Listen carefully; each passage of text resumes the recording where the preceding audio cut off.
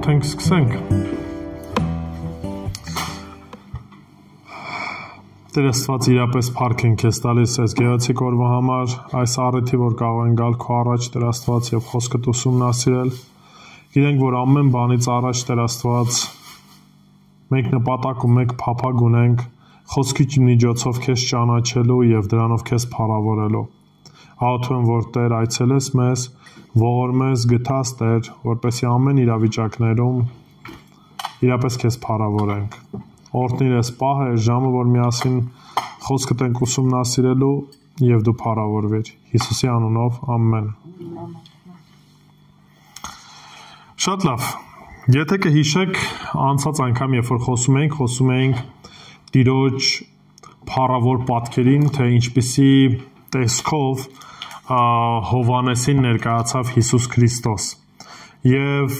որն էր ամենակարևորը այդտեղ, որ այն ինչ որ տեսքը տեսավ Հովհաննեսը, խնդիրը նրա մասին չէր, թե այսպես ասած զուտ արտաքինն էր, այլ արտաքինի մեջ, եթե հիշում եք, շատ հստակ տեսնում էինք Տիրոջ նկարագիրը ինչպիսին է նա։ Այսինքն խնդիրը զուտ ֆիզիկական արտաքինը չէր,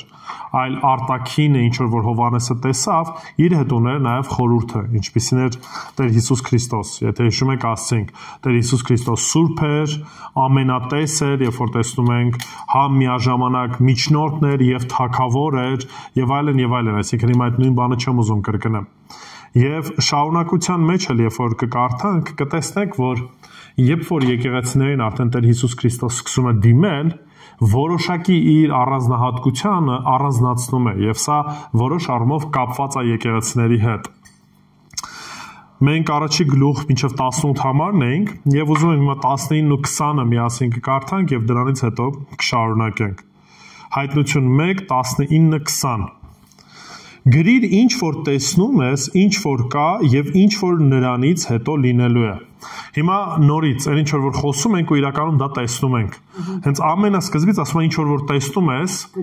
գրիր, ինչ որ կա, այսինքն այս պայծրությամբ ես քեզ ցույց եմ տալի եւ ինչ որ նրանից հետո լինելու է։ Սա արդեն են գալիք դատաստանն է, գալիք արհավիրքներն են, որ Տերը ասեց, որ գալու են։ Հիմա եթե հիշում եք, արդեն սրա մասին նույնպես խոսեցինք, որ Աստված իր խոսքը տարբեր կերպերով հայտնեց։ Կար ուղի խոսք, որ մարգարեին ասվում էր, ինչ որ տեսնում ես, կամ այն ինչ որ ասում եմ, ինչ արա, փոխանցիր, գրիր,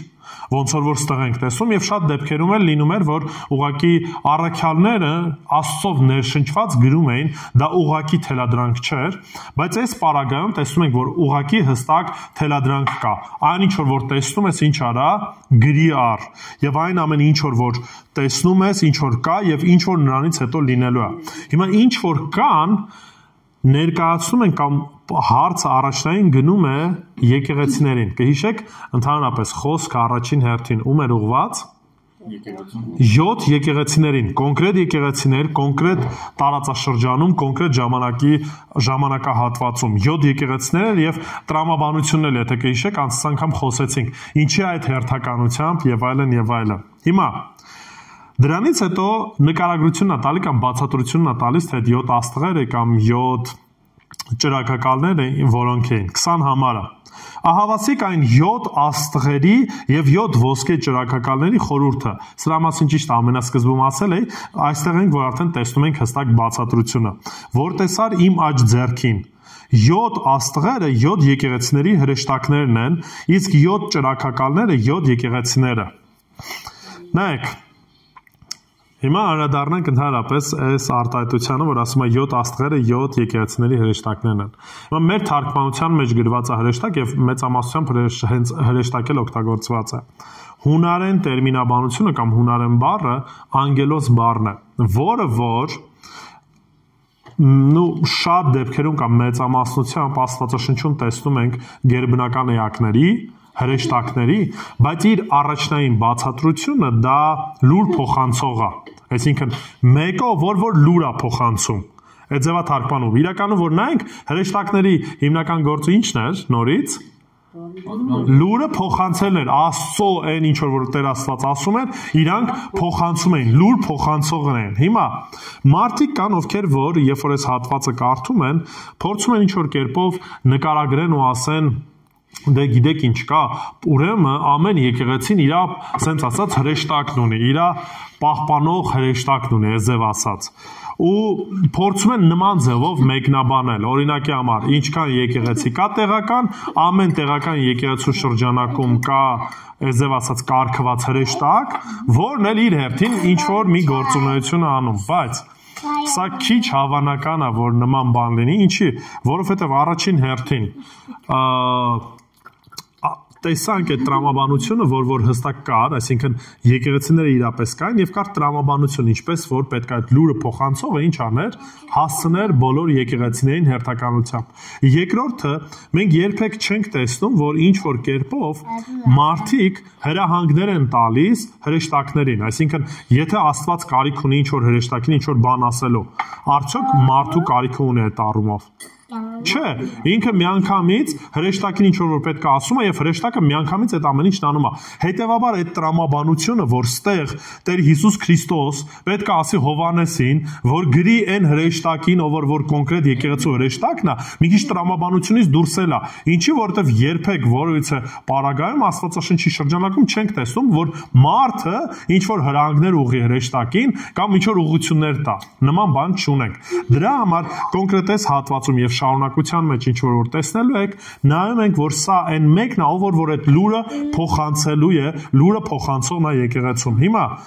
ովքեր են լուրը փոխանցում եկեղեցում հիմնականում եկեղեցու առաջնորդներն են, կլինեն հովիվները, կլինեն երեցները, որոնք որ Աստծո խոսքը առնում են եւ ինչ են անում, եկեղեցուն են փոխանցում, եկեղեցուն են տալի եւ տրամաբանական էլ է, որ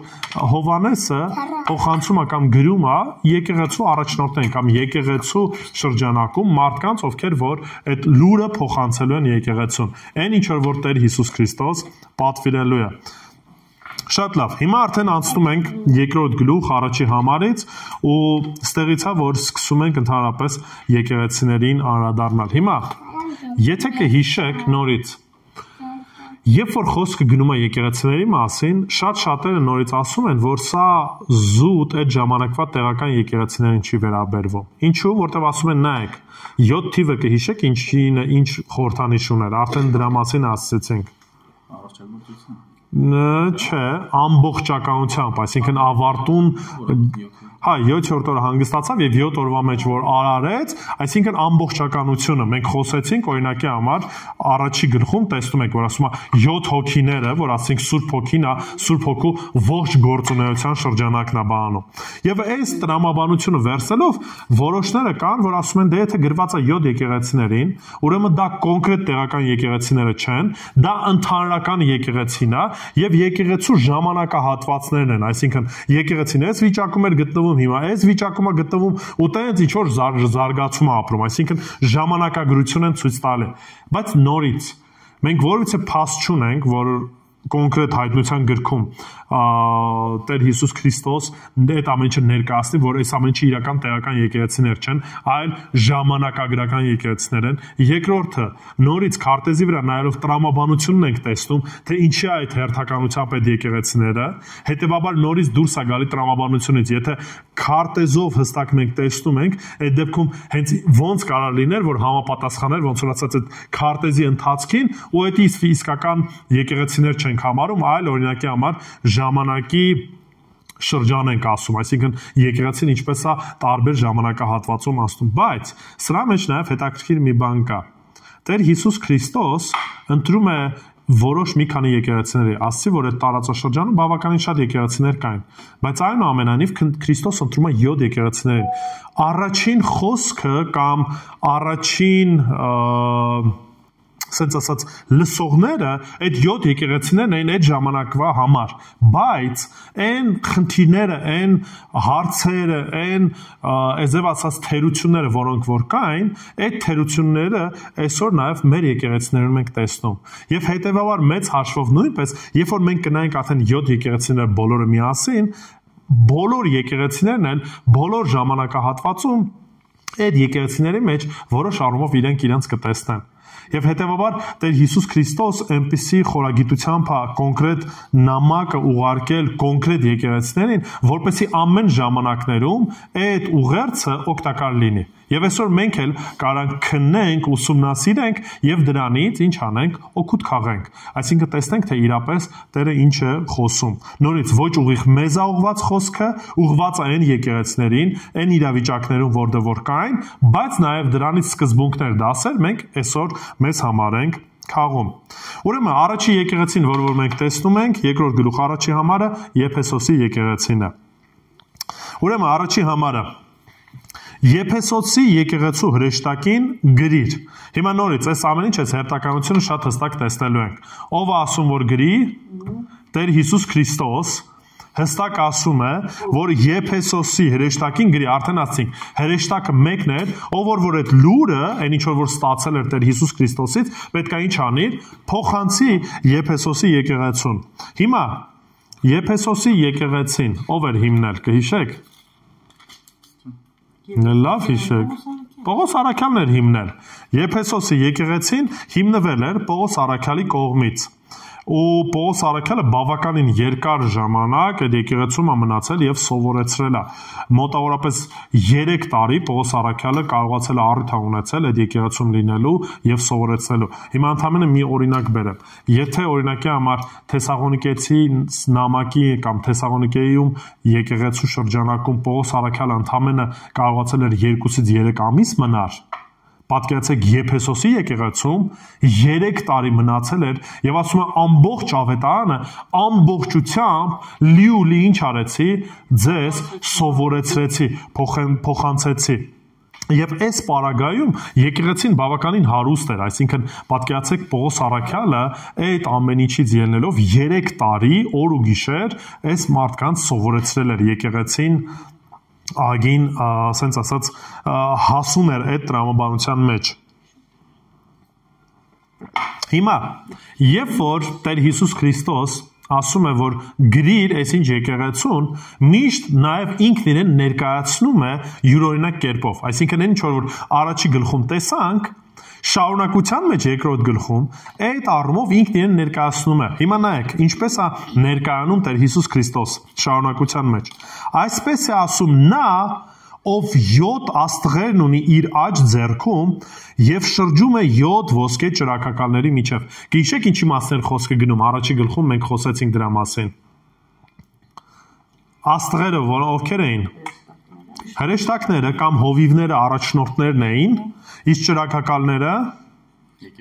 եկեղեցիներն էին։ Հիմա Տեր Հիսուս Քրիստոս մինչև գրել է Եփեսոսին, հեսա կտեսնենք նաև ինչի համար է նման ձևով ինքն իրեն ներկայանում, որտեվ այն ամեն ինչ որ Հիսուս անում է, հենց այնպես չի անում, այն ամեն ինչ որ գրված է, հենց այնպես չի։ Հստակ հարց կար եւ Եփեսոսի եկեղեցին Տեր Հիսուս Քրիստոսի այդ առանձնահատկությանը պետք է ուշադրություն դարձնել։ Ուրեմն գրում է Եփեսոսին, որ Տեր Հիսուս Քրիստոս ասում է հետեւյալը, որ ես եմ մեկը, ով որ իր աջ ձեռքում ունի ում բոլոր առաջնորդներին կամ բոլոր եկեղեցու հովիվներին, արդեն ասացինք, որ Տերն է ծառայության մեջ դնում այդ մարդկանց եւ Տերն է այդ մարդկանց նաեւ հանում իր ձեռքերի մեջ են այդ մարդիկ։ Բացի դրանից, երբ որ ասում է շրջում է 7 ոսկե ճրագակալների միջև, ինչն է ցույց տալիս, այն որ Տեր Հիսուս Քրիստոս առանձնացված չի իր եկեղեցուց։ Եկեղեցին իր համար թանկ է եւ ինքը եկեղեցու կողքն է, շրջում է, պաշտպանում է, ուղղորդում է եւ կհիշեք նաեւ ինչի վրա ուշադրություն դարձրեցինք, Տեր Հիսուս Քրիստոսի համար իր եկեղեցին թանկ է եւ ինքը նկարագրում է ինչպիսի մետաղից պատրաստած ճրագակալներ են, ոսկու ճրագակալներ են, այսինքն ոսկուց ամենաթանկ մոմերը, հա, մոմակալ, ճրագակալ, նույնն է։ Եկեղեցին է խորհրդանշում։ Ուստեղ մենք տեսնում ենք, որ Հիսուս Քրիստոս նորից առաջի գլխում դրա մասին խոսել էր, ստեղ Եփեսոսի եկեղեցուն ասում է, ասա, որ այս մեկն է ձեզ հետևյալ խոսքը ասում։ Մեկը ով որ հովիվներն է իր ձեռքերի մեջ, նաև մեկն է ով որ հոգա տանում իր 7 եկեղեցիների համար, այսինքն այդ 7 եկեղեցիները իր համար ինչ որ իներտ վիճակում չեն, դե փրկվեցին եւ այլն, ու վերջ, ես իմ ձեռքերս լվացի հետ եմ կանգնում, չէ, այդ ձև չի, Տեր Հիսուս Քրիստոս շրջում է իր եկեղեցիների կողքն է ուղղորդելու, պաշտպանելու։ Հիմա դրանից հետո Տեր Հիսուս Քրիստոս հետաքրքիր կերպով է գործում, ու նաև Պողոս Արաքյալն էլ էր որոշ առումով։ Երբ որ կտեսնեք ընդհանրապես նամակների մեջ, թե Պողոս Արաքյալը, թե նաև այս հայտնության գրքի մեջ, նախ եւ առաջ Տեր Հիսուս նկարագրում է կամ ցույց է տալիս այն ամեն ինչ, ինչ որ դրական է եկեղեցու մեջ։ Այսինքն ինչպիսի բաներ կան եկեղեցում, որ դրական էր, լավ էր, նոր դրանից հետո է անդրադառնալու խնդիրներին։ Ճիշտ է, դեպքեր են լինելու այս ընթացքում որոշ եկեղեցիների մեջ, որ ոչ մի դրական բան չկար, մենակ բացասականն է ասում, բայց այնուամենայնիվ միշտ այդ ամեն ինչը տեսնելու եք։ Դրականը կա, դրական բաներն է պատմում, խոսում եւ դրանից հետո ներկայացնում է խնդիրները, հարցերը, ինչ հարցեր կա, ինչ բաներ կա։ Հիմա նայենք, տեսնենք ինչ խնդիրներ կամ ինչ հարցեր կար Եփեսոսում։ Նախ եւ առաջ ասում է գիտեմ քո գործերը։ Երբ որ նորից ասում է գիտեմ քո գործերը, ինչ է նշանակում։ Տեր Հիսուս Քրիստոս շատ հստակ գիտի, թե եկեղեցին ինչ է անում, ինչ շրջանակ ունի եւ այլն։ Դա մի բան չի, որ կիսատ է ինֆորմացիան կամ ինչ որ մի բան պակաս է։ Տեր Հիսուս Քրիստոս գիտի ողջ տեղեկատվությունը, ամեն բան գիտի։ Մեր կյանքն էլ է Տեր Հիսուսի առաջ բացա, որպես ինչ որ բացված գիրք, որևիցե բան չենք կարա թաքցնենք, որևիցե բան փակված չի Տիրոջ առաջ։ Թե մեր անցյալը, թե մեր ներկան, թե նաև մեր ապագան Տիրոջ առաջը։ Եվ Հիսուս Քրիստոս ասում է. գիտեմ քո գործերը, քո աշխատանքը։ Հիմա նայեք, երբ որ ասում է գիտեմ քո գործերը, քո աշխատանքը, ինչ ենք տեսնում որպես դրական եկեղեցու այս շրջանակում։ Որ հատված երկապար։ Հա, կոնկրետ այս առաջի հատվածում։ Որ համբերատար է։ Հələ սպասի։ Ամենասկիզբը ինչ է ասում։ Գործերի մասին։ Գիտեմ քո գործերը, քո աշխատանքը, սա դրականն է։ Այսինքն եկեղեցին ինչպիսի վիճակում էր գտնվում։ Ինչ էր անում եկեղեցին։ Գործում էր, այսինքն մենք տեսնում ենք, որ եկեղեցին ինչ որ շրջանակում ծառայում է ու քրտնաջան են աշխատում, այսինքն որևիցե ընթացք կա, որը որ տրված է եւ եկեղեցին շարունակական այս ընթացքի մեջ է։ Չի քնել որոշ առումով, գործեր անում, ծառայություն անում, եւ Տեր Հիսուս Քրիստոս ինչ անում, գովում է որոշ առումով։ Ասում է գիտեմ քո գործերը, գիտեմ քո աշխատանքը։ Գիտեմ, որ ինչ ես անում, ծառայում ես, լուր ու մունջ չես, փակված չես, եւ միշտ այս մեկը մյուսի հետ գնում է։ Եթե հավատք կա, հավատքից ելնելով նաեւ ինչն է գալիս,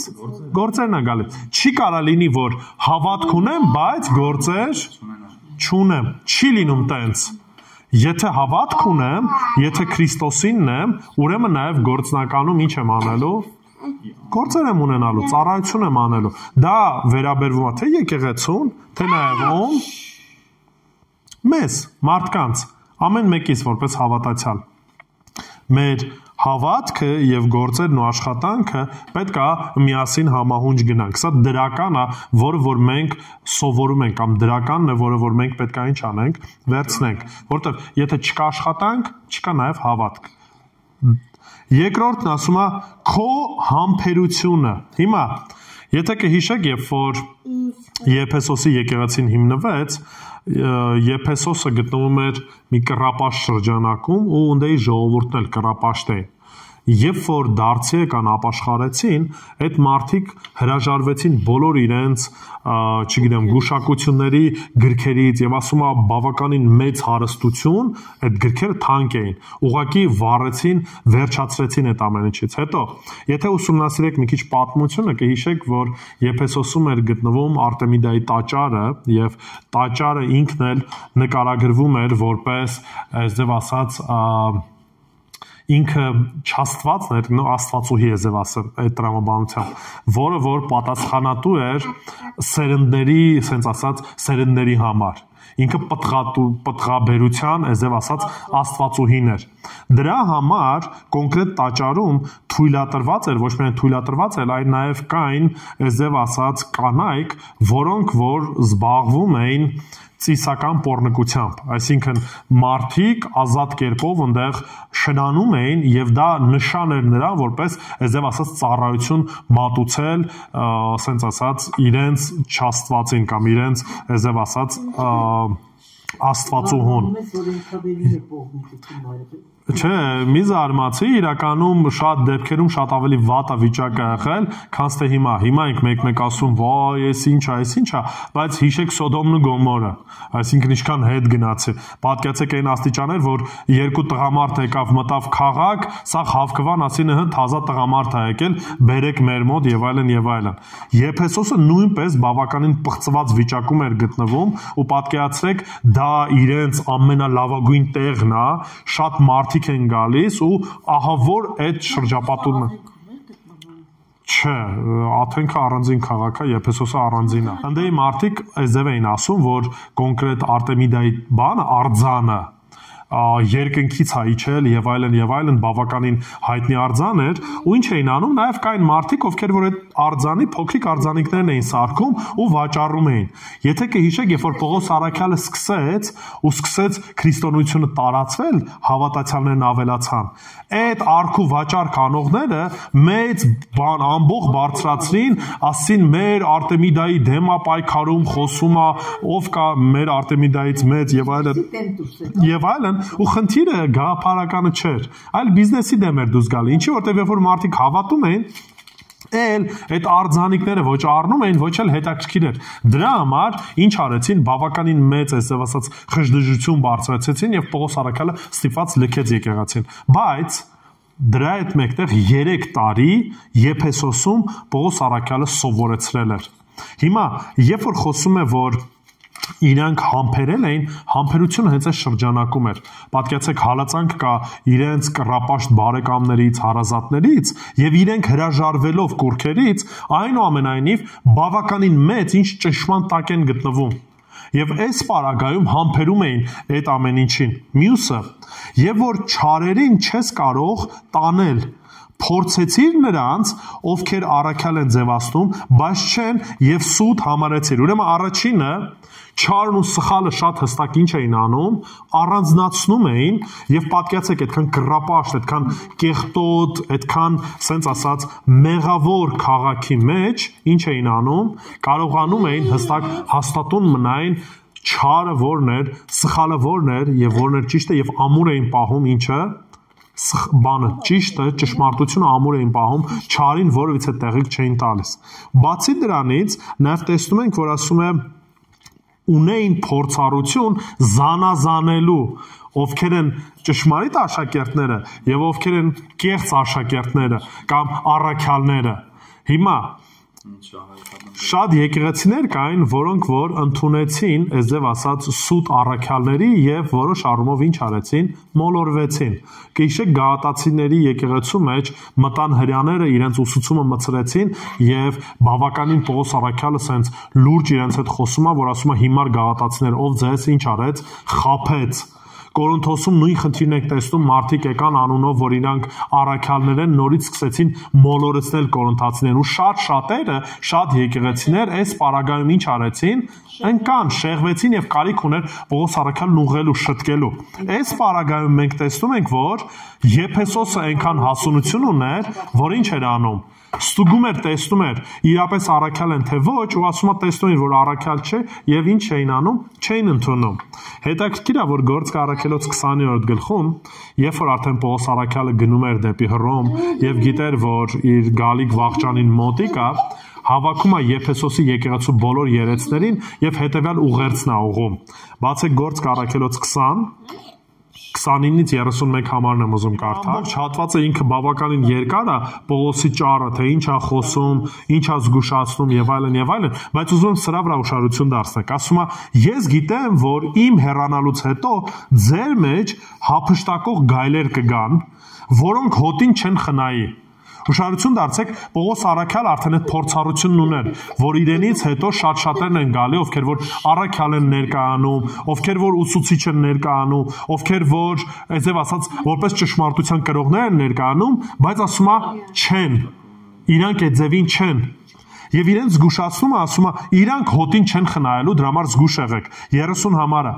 Իսկ ձեր միջից դուրս կգան մարդիկ, որոնք որ թյուր բաներ կխոսեն, որպեսզի աշակերտներին իրենց ետևից տանեն։ Հիմա նայեք, համ ասում է, որ սխալ, սուտ, ասում է, համ դրսից են գալու մարդիկ, որոնց որ պետք է զգուշ լինեք ու չընդունեք, նաև ձեր մեջից են դուրս գալու մարդիկ, ովքեր որ սխալ, սուտ, ինֆորմացիան ճշմարտություն են փոխանցելու, փորձելու են ինչ անեն, եկեղեցուց աշակերտներին տանեն, քաշեն։ Դրա համար ասում է զգուշ եղեք։ Հիմա 31 համարը։ Դրա համար էլ ինչ արեք, արթուն կացեք, հիշելով որ 3 տարի ուշադրություն դարձեք, գիշեր ցերեկ յուրաքանչյուրիդ անդադար խրատեցի արտասուքով։ Նորից Պողոս առաքյալն հիշեցնում է 3 տարի ինչ եմ արել, ձեզ հետ եմ եղել առավոտ իրգուն։ Ամեն իմ ջանքը թափել եմ, որպեսզի դուք այս ճշմարտությունն իմանաք ու ինչ անեք, զանազանեք, որն է ճիշտը, որն է սխալը, ով է լավ ուսուցիչը, ով է վատ ուսուցիչը։ Եվ այս պարագայում, երբ որ տեսնում ենք, որ բան ունես, այս պատգամը ինչ էին արել, լուրջ էին վերաբերվել։ Դարձրեք, որ իրանք ասում է հայտության մեջ ասում է չարին չես կարող տանել, փորձեցիր նրանց, ովքեր առաքյալ են ձևացում, բայց չեն, եւ սուտ համարեցիր նրանց, հայտնություն 2:2-ներ։ Նայեք, երբ որ խոսում ենք սուտ համարեցիր նրանց, նաեւ սա ցույց է տալի, որ եկեղեցին ինչ ունի, վարդապետություն ունի։ Այսինքն ուսման շրջանակում շատ հստակ կոփված են, շատ հստակ գիտեն, որն է ճիշտը, որն է սխալը, ով է ճիշտ ուսուցում ունենում, ով է սխալ ուսուցում ունենում։ Եվ սա նույնպես շատ լավ է, բայց մի հատ բայց կա։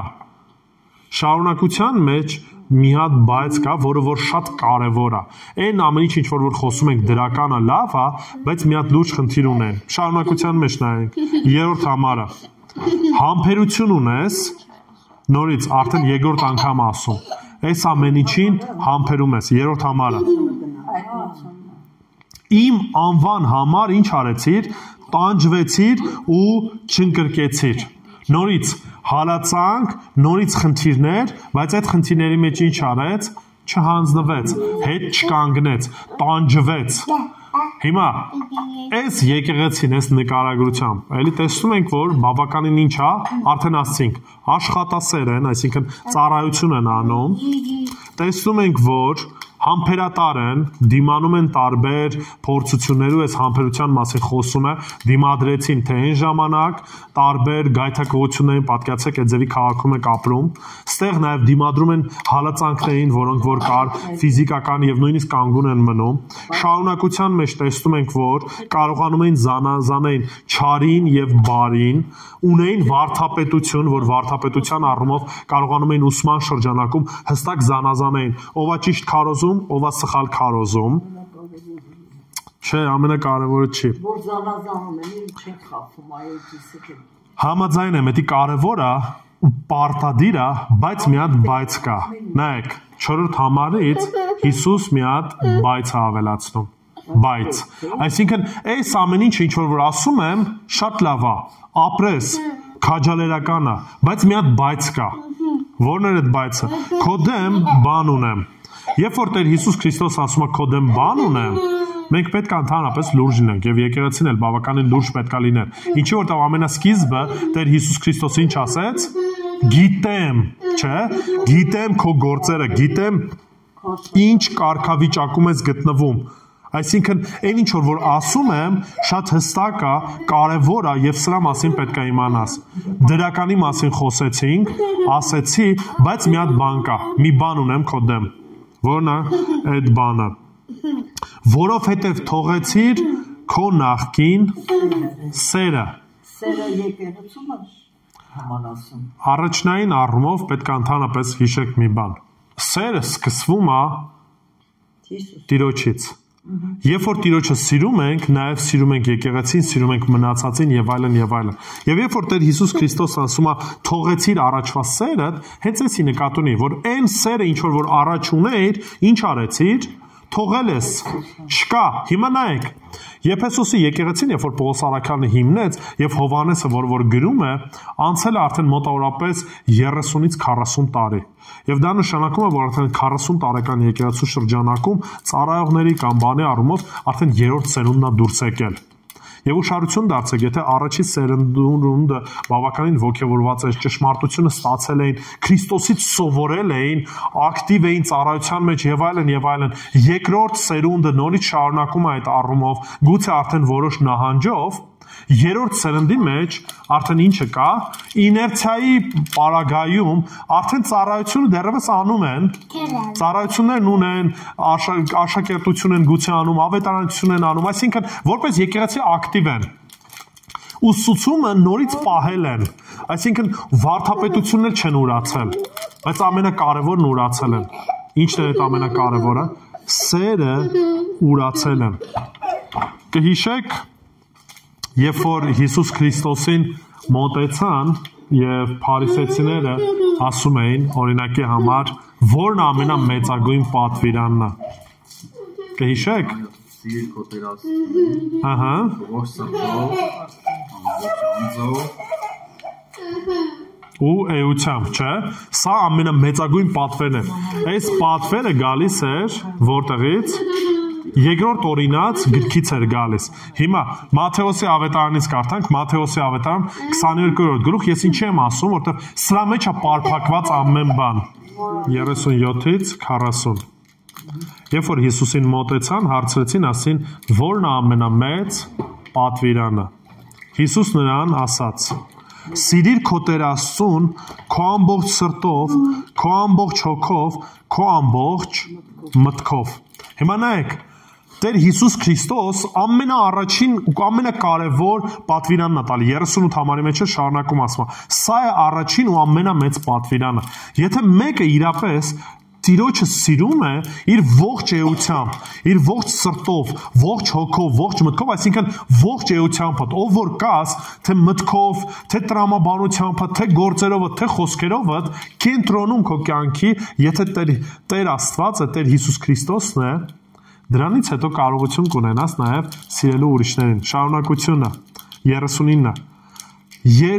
Երկրորդը նման է սրան. Սիրիր քո ընկերոջը, ինչպես ինքդ քեզ։ Այս երկու պատվիրաններից են կախված ամբողջ օրենքն ու մարգարեները։ Իրականում, եթե տրամաբանեք 10 պատվիրաններն էլ, շատ հստակ կտեսնեք։ 10 պատվիրանները, բոլոր պատվիրանները կարաք սիրուն պարփակեք այս պատվիրանների մեջ։ Այն մեղքը, երբ որ գործում ենք Տիրոջ նկատմամբ, ցույց է տալի, որ Տիրոջը չենք սիրում։ Եվ եթե մարդու նկատմամբ ենք ինչ որ սխալ վարվում, խնդիրներ ունենում կամ սխալ ընթացք ունենում, նշանակում է մարդկանց կամ մարդուն դիմացինին բավարար կերպով չենք սիրում։ Դա համար Պողոս առաքյալը եւ շատ շատերը անընդհատ խոսում են սրա մասին, որ սերը եւ ճշմարտությունը իրար հետ ինչ պետք է անեն։ Միասին պետք է քայլեն։ Միասին պետք է քայլեն։ Չեք կարա ասեք, որ ես ճշմարտությունն ունեմ, բայց սեր չունեմ։ Չի լինում տենց։ Եթե ճշմարտություն ունես, սեր չունես, դատապարտելու ես։ Այդ ամեն ինչը դատապարտություն է լինելու եւ զուտ օրենքների շարան է լինելու։ Էսի կարելի է եւ էսի չի կարելի կամ էսի թույլ եմ տալի ու էսի թույլ չեմ տալիս այսինքն զուտ սահմանափակվելու ու պատկերացրա քեզ համար Աստված դառնալու ինչ մեկը որ զուտ քեզ սահմաններ է դրել ու այդպես ասած որպես դիկտատոր քեզ թելադրում է ասում է էս արա այն արա չէ ժողովուրդ ջան մենք միաժամանակ համ ճշմարտությունը պետք է ունենանք եւ դրա հետ մեկտեղ պետք է ինչ անենք սիրենք Դրա համար Հիսուս Քրիստոս օրինակ Հովանո ավետարանում երբ որ խոսում էր ասում էր ինչպես են ճանաչելու որ դուք իմ աշակերտներն եք որ ինչ անեք որ լավ վարդապետությունը մենակ իմանաք որ խաչ ձեր վզներին ունենաք որ սեր ունենաք միմյանց նկատմամբ Հովանու 13:34 ինչպես ես ձեզ սիրեցի այդպես էլ դուք միմյանց սիրեք Հովանու մյուս համարը Հովանու 13:34-35 հիմա նայեք ասում է դրանով բոլորը կճանաչեն որ դուք իմ աշակերտներն եք եթե միմյանց նկատմամբ ինչ ունենաք նորից սեր ունենաք այսինքն Սերը այն կարևորագույնն է, որ մենք պետք է մեր կյանքում լինի։ Եթե մենք սերը թողեցինք, մենք խնդրի առաջ ենք կանգնում։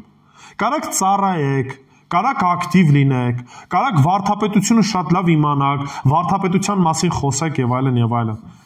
Բայց դրա հետ մեկտեղ կարող է այնպես լինի, որ սեր չունենաք։ Դա համար միշտ պետք է զգուշ լինենք ու հետաքրքիր է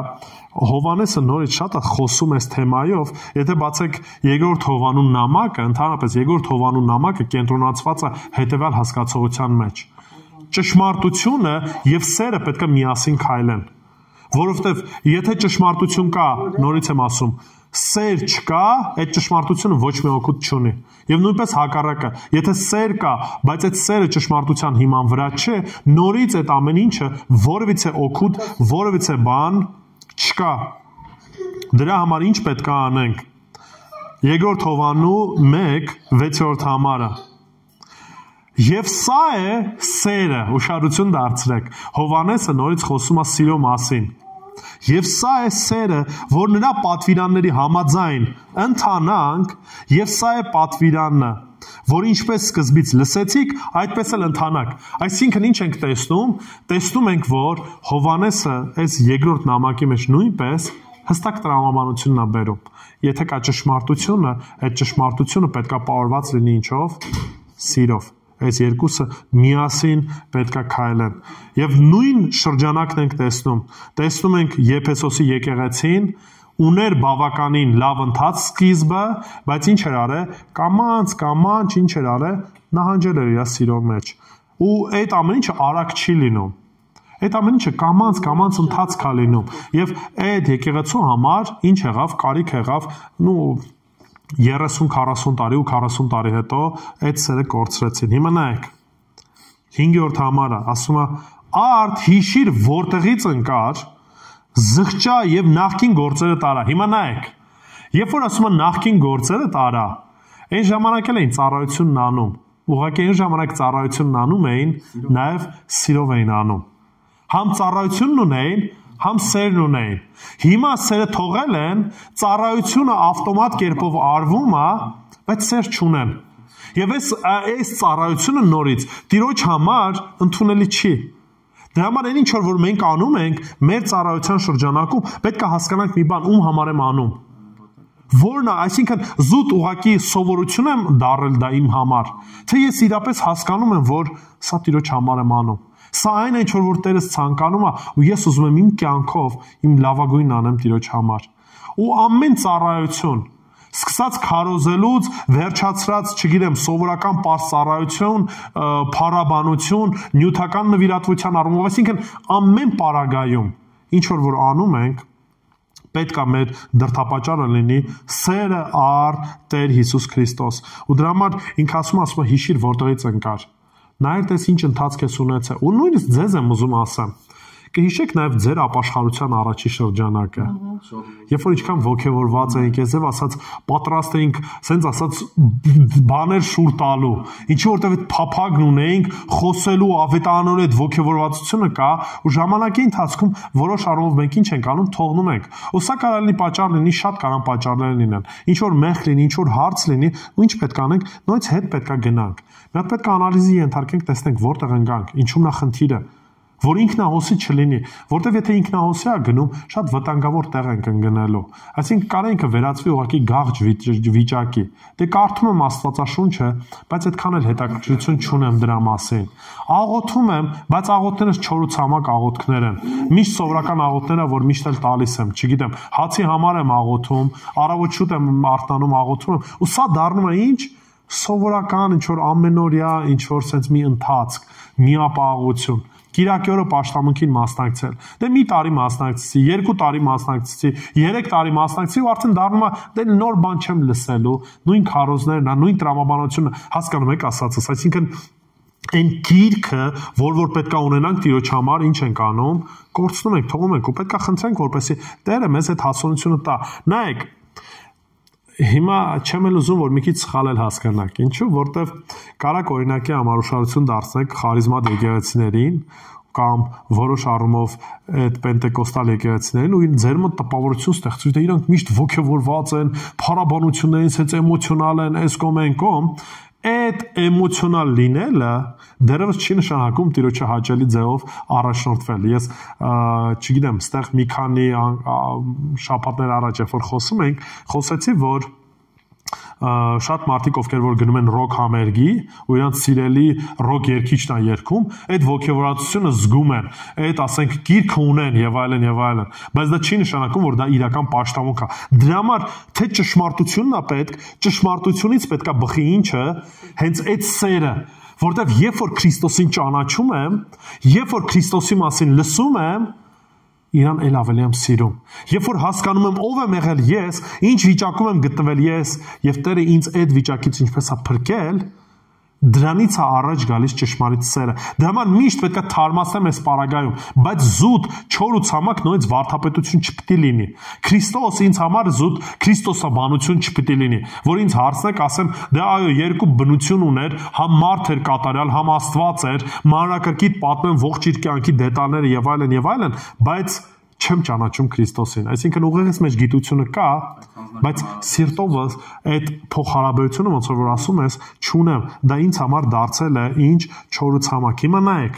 5-րդ համարի շարունակության մեջ երբ որ գնայեք, կտեսնեք թե ինչի Տեր Հիսուս Քրիստոս Հայտնության 2:5 շարունակությունը որ նայենք, կտեսնեք թե Հիսուս Քրիստոս ինչու է ինքն իրեն ներկայացնում այդ ձևի մեկը։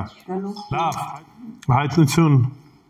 2:5 շարունակությունը նայեք, ասում է արդ հիշիր որտեղից ընկար, զղջա եւ նախքին գործերը տարա։ Նայեք, ապա թե ոչ կգամ քեզ մոտ եւ քո ճրագակալը իր տեղից կշարժեմ, եթե չապաշխարես։ Կհիշեք ամենասկիզբը Տեր Հիսուս Քրիստոս ինչպես դիմեց, ինչպես ինքը իրեն ներկայացրեց Եփեսոսին։ Նա, ով որ այդ աստղերը իր ձեռքը ունի եւ ճրագակալի կողքն է քայլում։ Սա կարևոր էր, որ իրանք հասկանային, որ Տեր Հիսուս Քրիստոս ինչ որ ասում է, ինքը այդ հեղինակությունը, այդ իշխանությունն ունի։ Եվ իրենց որպես եկեղեցի լինել եւ չլինելը ումից է կախված, Հիսուս Քրիստոսից է կախված։ Ցավալի է, երբ որ պատմությունը նայեք, կտեսնեք, որ որոշ ժամանակ հետո մենք տեսնում ենք, որ Եփեսոսի եկեղեցին չկա, եւ այսօր էլ չկա այլևս։ Այսինքն տեսնում ենք, որ այս ավետիսը կամ այս լուրջ չեն վերաբերվում եւ չեն ապաշխարում, չեն դարձի գալիս։ Եվ եկեղեցին ինչ է անում, կորում է, խնդիրը առաջանում եւ վերջանում է։ Հիմա նայեք, շարունակության մեջ նորից որոշակի դրական բանել ասում նորից, ասում բայց սա ունես, որ ատում ես Նիկոլայականների գործերը, որ ես էլ ատում եմ, հիմա դա մեր Նիկոլի հետ կապ չունի, այն ժամանակ նորից ուսուցման խնդիր էր, Նիկոլն է վախտել է եղել։ Դա ուրիշ Նիկոլականներ են։ Նայեք, այս Նիկոլայականները կամ նորից ուսուցում էր, որը որ կապված էր էլի բաղի հետ, այսինքն մոտիկ էր այդ վարդապետությանը, այդ ուսմունքին ու սրա մեջ բավականին, այսինքն խնդիրներ ունեին եւ այլն, ու այս պարագայում նորից իրանց ասում է, որ նույնիսկ այս ուսուցման մեջ ինչ ես անում, չես ընդունում, ատում ես իրենց եւ լավ ես անում, որտեվ ես էլ իրենց չեմ ընդունում։ Բայց խնդիրը նորից մնում է ու ասում է, որ գործերը, որ ես էլ ատում եմ 7-րդ համարը, ով ականջ ունի, թող լսի, ինչ որ հոգին ասում է եկեղեցիներին։ Հաղթողին թույլ կտամ ուտել կենաց ծառից, որ Աստծո դրախտում է։ Ու նորից վերջին նաև խոստումն է տալիս, որ եթե հավատարիմ լինեք, այն ինչ որ ձեզ խոստացել եմ, այդ ամեն ինչը ստանալու եք։ Ուրեմն փորձենք ընդհանուր ամփոփենք։ Եփեսոսի եկեղեցուն որոնք էին այն դրական կողմերը, որոնք որ մենք տեսանք, որպես եկեղեցի, որոնք որ մեծ համար լավը կարան լինեն։ Ուսուցումն ունեին, այսինքն ուսուցման մեջ լավ էին ու կարողանում էին զանազանել ճիշտ ուսուցումը սխալից եւ հստակել այդ ամեն ինչն ասում էին։ Համբերատար էին, նեղությունների մեջ համբերում էին, խնդիրներ ունեին, բայց դրա հետ մեկտեղ համբերում էին, գործեր ունեին, այսինքն ոչ միայն ուսուցում ունեին, այլ նաև ծառայում էին, տարբեր շրջանակներում ծառայում էին եւ սա նորից հենց այնպես չէր, դիմադրում էին հալածանքների, այսինքն համբերում էին եւ հավատարիմ էին մնում խոսքի շրջանակում, բայց մի հատ կարևոր խնդիր կար, որն էր այդ կարևոր խնդիրը, սերը ինչ էին արել, թողել էին առաջվա սերը, ու իսկ մենք խոսեցինք, որ նորից, եթե սեր չկա, ոչ ծառայությունդ որևիցե օգուտ ունի, ոչ ծառայությունդ որևիցե օգուտ ունի, ոչ համբերությունդ, ոչ նեղություններին դիմանալը,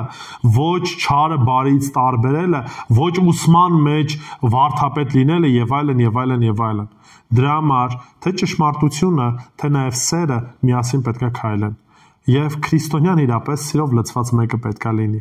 Նորից սեր չի նշանակում հանդուրժել մեղքը, չի նշանակում ընդունել ամեն ինչ, սեր որոշ առումով նշանակում է հանդիմանություն, որոշ առումով նշանակում է պատիժ եւ այլն եւ այլն։ Ինչու՞ որտեվ նույն երեխայի պարագայում էլ, եթե երեխային սիրում ես,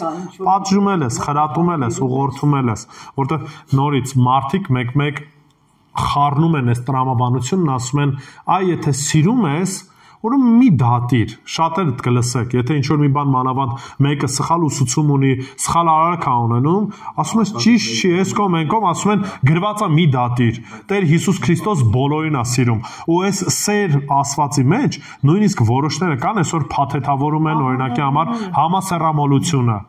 ասում են դե Տեր Հիսուս Քրիստոս բոլորին է սիրում, բոլորին է ընդունում եւ այլն, բայց արդեն ասացինք սերը առանց ճշմարտության չի գնում։ Դրա համար համ պետք է ճշմարտությունը լինի միասին նաև պետք է սերը լինի։ Եփեսոսի եկեղեցին շատ լավ էր ճշմարտության մեջ, շատ լավ էր գործնական կյանքի մեջ, բայց սիրո մեջ կաղում էին։ Իսկ Տեր Հիսուս Քրիստոս ասաց ամենամեծագույն պատվիրանը որն է։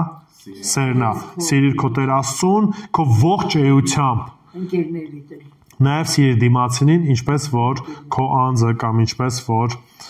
քո ընկերոջը այդպես էլ դու սիրիր։ Ու այս պատվիրանների շրջանակում է ամփոփված։ Շատ լավ, այսքանով ընդհանուր մեր կյանքում էր որ վերցնեն, եթե ես քեզ սիրում եմ, քո ամեն ինչը ես ներում եմ։ Չէ։ Բայց դա սխալ ուղղությամբ նույնիսկ գնացիր։ Նայ, երբ որ ասում են քո ամեն ինչը ընդունում եմ, իմ կատարած մեղքերը ընդունում ես, ասում ես շատ լավ, ապրես գնա, ոնց ուզում ես ապրի։ Սխալները չեմ ներում։ Դե հիմա չեմ ներում, թե չեմ սիրում, չեմ ընդունում։ Դրա համար, եթե սիրում եմ, դիմացինը սխալ է անում, ասում գիտես ինչ կա, եղբայրս, քույրս, թանկագինս, այս ընթացքը լավ է, ծառայությունդ լավ է եւ այլն, բայց այս հարցում ինչ ես։ Տկար ես, սխալ ես, մեղք կա ու պետք է այդ հարցին լուծում տաս։ Եվ դա կլինի սիրո արտահայտման ձև, որտեղ եթե լուր մնացիր, դա չեղավ որ սիրում ես, դա եղավ սուտ, ոնց որ էլի ես այս օրինակը Գյումրիում եմ բերել։ Ասում պատկացա երեխատ, չգիտեմ, երկաթյա ինչ որ մի պատարակաղ է վերցրել ու հիմա պետքա վարդակի մեջ, հայերեն ասած ռազետկի մեջ մցնի ու ասենք հոսանքահարվի ու դու ասես դե սիրում եմ երեխայից ինչ որ մի բան չպատժեմ, թող ինքը ինչ ուզում է անի։ Այդ եղավ որ սիրում ենք։ Չէ, այդ եղավ որ հենց դա չենք սիրում։ Դրա համար եթե սիրում ենք, խրատում ենք, ուղղորդում ենք, նույնիսկ պետքա, ասենք, չգիտեմ, մի փոքր ցավ ենք պատճառում, հարվածում ենք եւ այլն, որպեսզի իրան այդ շրջանակում պահենք։ Եվ դա անում ենք սիրով։ Այս պարագայում նույնպես Տեր Հիսուս Քրիստոս սիրում էր եկեղեցին եւ ինչ արեց։ Գովեց են բարի ընթացքի, բարի գործերի համար, որ ունեին։ Եվ իրապես անում էին։ Բայց նաև ինչ արեց, զգուշացրեց։ Ասեց առաջվա մեղքը, առաջվա սերը թողել ես։ Ու խնդիրը մեղքի հարցը, ու պետքա ապաշխարես, պետքա հետ վերադառնաս այն ընթացքին, որ ունեցել ես։ Եթե չապաշխարեցիր, ինչ եմ անելու, տեղից շարժել եմ, որպես եկեղեցի այլևս գոյություն չեք ունենալու։ Այնպես որ մենք էլ որպես եկեղեցի միշտ այս պարագայում պետքա բանենք ու ես շատ դեպքերում նայում եմ հիմա մենք որպես եկեղեցի ուսման մեջ լավ ենք, այսինքն վարդապետության մեջ գնալով ավելանում ենք, աճում ենք, բայց շատ դեպքերում տեսնում եմ, որ սիրո մեջ ինչ ենք անում, որոշ առումով ետ նահանջ ունենք, տկարանում ենք, թուլանում ենք ու այս մեկը մյուսին ոչ թե պետք է հակադրություն լինի, այլ լրացում պետք է լինի։ Երբ որ կա ճշմարիտ Աստված ճանաչողություն, ճշմարիտ Աստված ճանաչողությունը ծնում է նաև ճշմարիտ կամ Աստծուն հաճելի սեր։ ու նաև սեր մեկս մյուսի նկատմամբ։ Կան հարցեր։ Շատ լավ։ Սուսիկ ջան, սաղ պարզ էր։ Շատ լավ։ Լավ, հարազատներ, ուրեմն աղոթենք ու փորձենք այսօր վերջացնենք, հետո արդեն մյուս հանդիպման ժամանակ արդեն կանցնենք մյուս եկեղեցիներին։ Շատ լավ։